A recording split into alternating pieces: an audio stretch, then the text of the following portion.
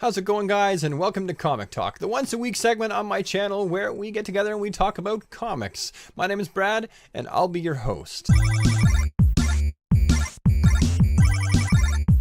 For today, we're going to be talking about Action Comics issue 984, and not only continuing on with, but concluding the Revenge storyline, which is something that I've been really eager to see how it was going to end. So let's get into it. So here are both of the covers for this issue, and I love them both. I did opt for the cover that has the battle scene on the front because I figured it matched the previous issue of Action Comics that I'd purchased. However, Superman giving Zod a stranglehold is still pretty cool too. So if you remember with the last issue, Lois and John were seemingly blasted out of the sky by Zod's heat vision, while Superman and his group of super friends were projected into the Phantom Zone. Just when things were going to heat up, they were projected into the Phantom Zone. Well, Lois and John, as you might suspect, are safe and sound in the fortress still, hiding. They'd sent up an empty escape pod that Zod didn't use his X-ray vision to check if there was anyone in it. He just blasted it, assuming that, he got whoever was trying to escape.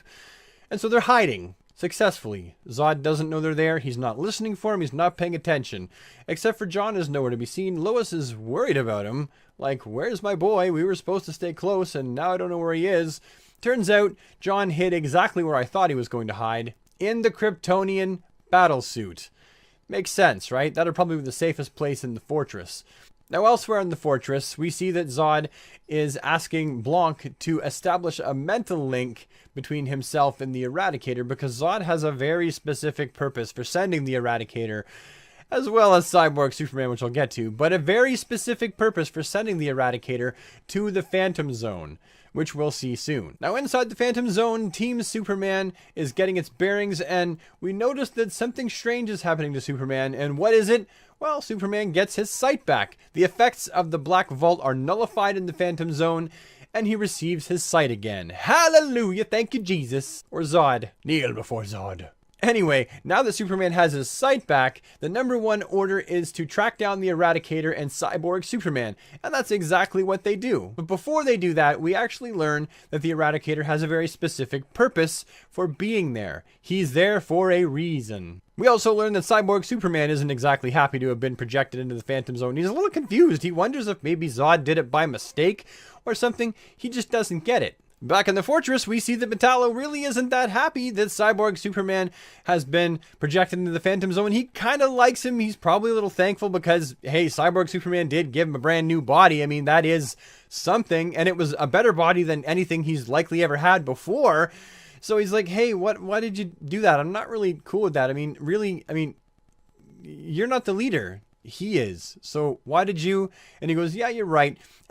And Zod basically, he just backhands Metallo. And that's really how easy Superman could deal with Metallo too. But Superman is caring and compassionate. And Zod's a jerk. Because of this, Mongol chimes in and he's like, hey, listen, Metallo might have been a bit of a fool, but he does have a point. Like, you're not really our leader. Cyborg Superman was supposed to be the leader. Mongol doesn't really want anyone to be the leader, let's be fair. But you can see that he maybe feels that Metallo was possibly mistreated by Zod, who's just being Zod. That's what Zod is like. Everyone should kneel before Zod. So at this point, Zod turns all of his attention towards Mongol, and he's like, Mongol, you wanted a new war world, right? And Mongol's like, yes. And so he's like, sooner than later, right? And he's like, yes. And so he uppercuts him off the planet. It was awesome. So he's taken care of Metallo. He's also taken out Mongol. And he's taken Cyborg Superman out of the picture. Why? Because he doesn't need them. He doesn't want them. He just used them. In the same way that he's using Blanc to establish a mental link with the Eradicator. He's just using everybody. Damn it, Zod. You always have a plan. That's the last we see of Mongol in the issue, and probably the last we'll see of Mongol in the DC Universe for at least a couple months. Then Zod turns his attention to Kara Zor-El, our favorite Supergirl, and he's like, daughter of Zor-El, your time has come.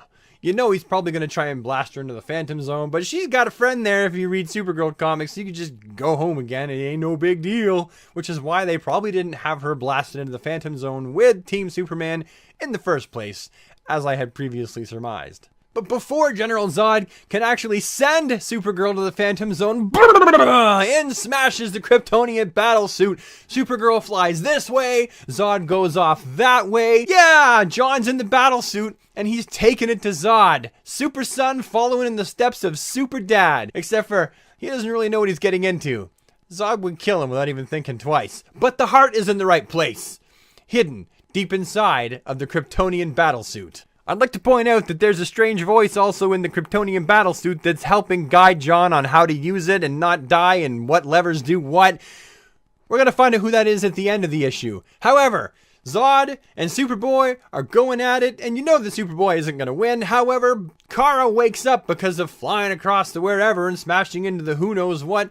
She wakes up, and then she takes it to Zod, effectively likely saving John's life, which is kind of cool. I don't like a dead John. I'd like an alive John, please, and thank you very much. Now, back in the Phantom Zone, what's going on is the Eradicator has managed to nip away for a second, and he's trying to establish that link. He's looking for someone, and Superman catches up to him, and he begins to lay the boot to him. The smackdown is still happening when a rock flies out of nowhere and hits Superman in the side of the head, and it's like, what the hey?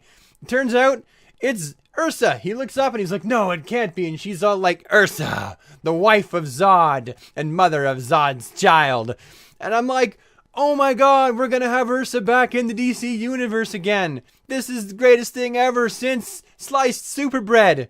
Or the Kryptonian wheel. Back in the fortress, Supergirl is now fighting off Metallo, and General Zod is taking it to the Kryptonian armor. He's actually ripped an arm off, and he's like, who is inside of this armor?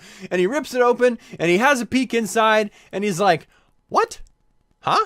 You can tell he's likely just about to kill the boy, except for Lois shows up with Krypto, and Krypto comes to the rescue and begins to gnarl on Zod's arm and stuff like that. I love Krypto. I'm glad that Krypto is still in the DC universe. A lot of people don't like Krypto as a side note.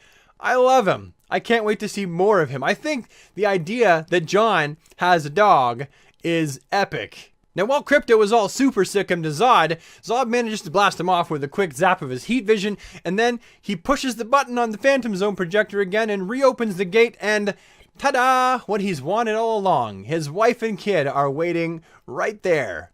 You can't really fault a guy for wanting his wife and kid back, can you? Even if he is a supervillain.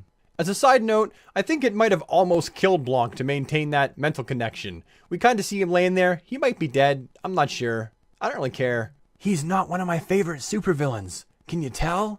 Anyhow, now that Zod's got exactly what he came for, his wife and child back, it's time to hightail it and get on out of there. Now, Superman manages to come through the exact same portal after having fisticuffs with Cyborg Superman, who is downed in the Phantom Zone still. The rest of the super team flies through the portal, but Superman ain't letting Cyborg Superman through on account of him being incredibly dangerous. He's already killed millions, so let's just leave him there for now until I can figure out what to do with him. And he closes the portal and leaves Hank Henshaw behind to float in the void of the Phantom Zone. Now, where this issue leaves us is General Zod, his family, and the Eradicator end up off-world on a completely different planet that they're going to plan on conquering and turning into their new Krypton. Mongol is floating out in space somewhere. Metallo is out of commission, so is Blanc, and the Cyborg Superman is safely tucked away in the Phantom Zone. And Superman is counting this day as a win. He's not going after Mongol, he's not going after General Zod or anyone, he's just counting the day itself, the fact that they're all alive, as a win. We also learned that the unknown voice which was guiding John in the Kryptonian battle armor was none other than the mysterious green-robed Oz, whom none of us really have an idea who he is yet. I tend to think that it's still likely someone from the Watchmen universe. However, I really don't know. Now, I give this issue a very high rating overall, an 8 out of 10. I dock marks because I wasn't really that impressed by the artwork on the inside of the comic. It seemed just a little bit rough. It wasn't terrible. It was still good. Not great as far as I'm concerned for this issue. And also, I don't like the fact they left Mongol as a bit more of a loose end. I don't mind them leaving Zod, the loose end of Zod, being on this planet. We kind of know what he's going to do.